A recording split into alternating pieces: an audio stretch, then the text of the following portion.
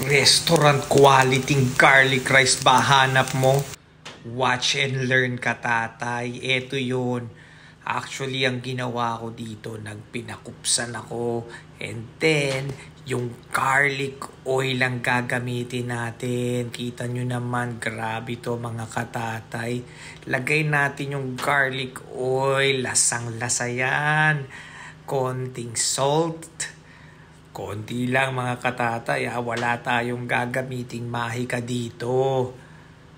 And then we have to mix it thoroughly, evenly. Mix it the way you like it. Yan, grabe. Haluin mo lang ng haluin hanggat pagsama lahat. Ang salt and the garlic oil na nilagay natin. Nga pala, if you weren't able to watch my other videos, please watch it. Like and subscribe lang kayo mga katatay, ha?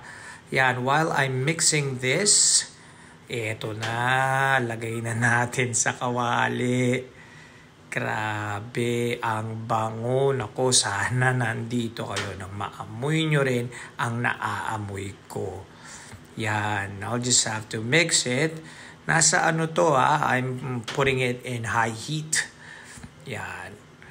Mix lang natin siya ng i-mix and I'm telling you guys, baka this is the right time na mag-open kayo ng Tapsilugan restaurant quality garlic rice. Sabi nga nila, kanin pa lang, ulam na. Now, as you can see, I have added the garlic already.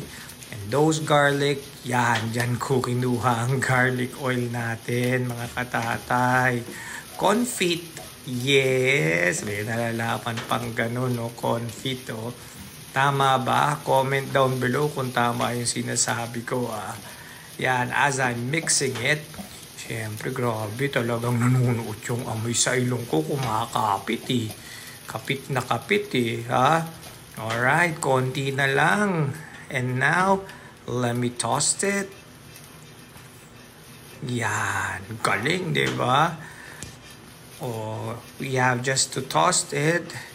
And we are nearing the end, mga katatay. We're almost over. We're almost done here sa ating cooking sessions again. Sarap. Grabe.